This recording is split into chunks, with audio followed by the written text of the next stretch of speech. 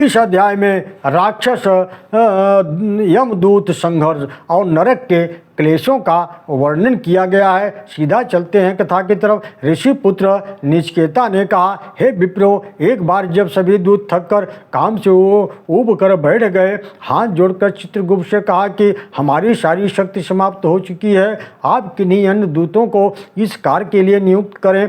तब चित्रगुप्त की बाहें चढ़ गईं और भौहें चढ़ गई। उन्होंने मंदेय राक्षस को प्रकट किया। वे सभी राक्षस अनेक प्रकार रूप धारण किए हुए थे। उन राक्षसों ने उनसे कहा, प्रभु, हमें यथाशीघ्र आज्ञा देने की कृपा करें। चित्रगुप्त बोले, तुम इन प्रतिकूल दूतों को पकड़ो, तुरंत बंधन में डाल दो।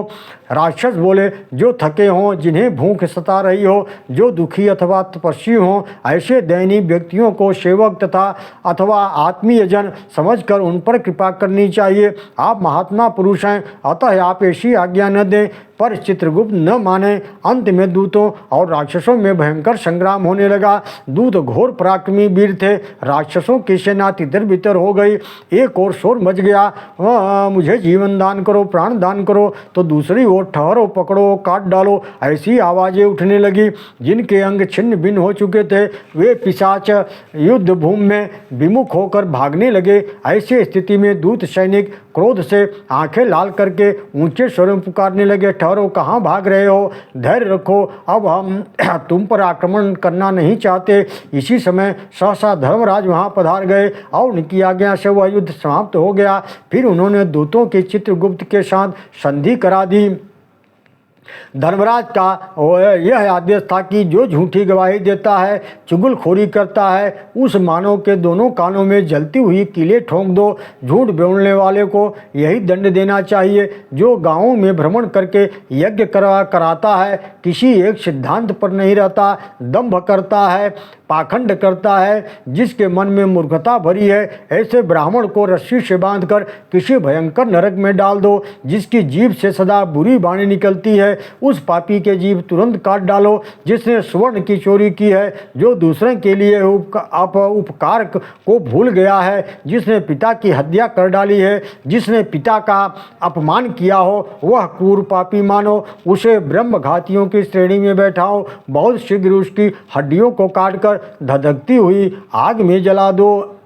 हे ऋषियों, चित्रगुप्त के कहने पर असत्य के 4 भेद हैं, निंदा, कटुवचन, हिंसाप्रद, सर्वथा असत्य। ऐसे असत्यभाषी, निष्ठुर, सठ, निर्दयी, निर्लज्ज, मूर्ख, मर्मभेदी वाणी बोलने वाले, जो दूसरे व्यक्तियों के प्रशंसनीय उत्तम गुणों से सहने में असमर्थ, कुत्सित एवं कठोर बातें कहते हैं तथा मन में मूर्खता भरी रहती है, वे अधम मनुष्य बंधन एवं नरक में पड़ते हैं। इसके बाद पशु यौन तथा कीड़े पक्षी आदि की अनेक योनियों में जन्म पाने के वे अधिकारी होते हैं। इसके अतिरिक्त जगत में जो दोषपूर्ण कार्य करते हैं, सभी प्राणियों में द्वेष करना जिनका स्वभाव बन गया है, वे पाप कर्मा प्राणी बहुत दिनों तक भयंकर नरक में पड़े रहते हैं। जब नरक की अवधि पूरी हो जाती है तो वे फिर मनुष्य की योनि प्राप्त करते हैं। उसमें भी किन्हीं का शरीर क्षीण होता है, कोई विकृत पेट आदि से युक्त होते हैं, किन्हीं के सिर और अंगों में व्रण, कोई अंगहीन अथवा वात के रोगी होते हैं, किन्हीं की आंखों से सदा आंसू गिरता रहता है तथा किन्हीं की स्त्री का अभाव तथा पत्नी होने पर भी संतान का अभाव या अपने समान सुंदर लक्षण वाली संतान न मिलना, नटखट कुरूप विकारवान पुत्र आदि मिलते हैं एवं आँखों से वे हीन हो जाते हैं।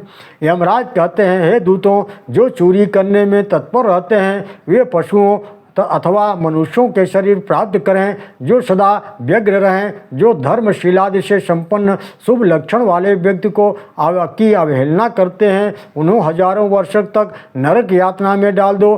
फिर नरक यात्रा के बाद भी वे व्यक्ति निर्लज्ज, चित्कबरे, अंग वाले, दुर्बल गात्र, स्त्री के अधीन, स्त्री के समान भेष वाले, स्त्री में सदा आसक्त, स्त्रियों की प्रभुता में बनने वाले स्त्री के लिए ही प्राप्त पदार्थ पर अवलंबित, केवल स्त्री की को देवता मानने में उद्यत, स्त्री के नियम एवं भेष के अनुसार स्वयं बन जाने वाले अथवा उन्हीं की भावना लेकर संसार में उत्पन्न होते और जन्म पाते हैं। ओम नमो भगवते वासुदेवाय।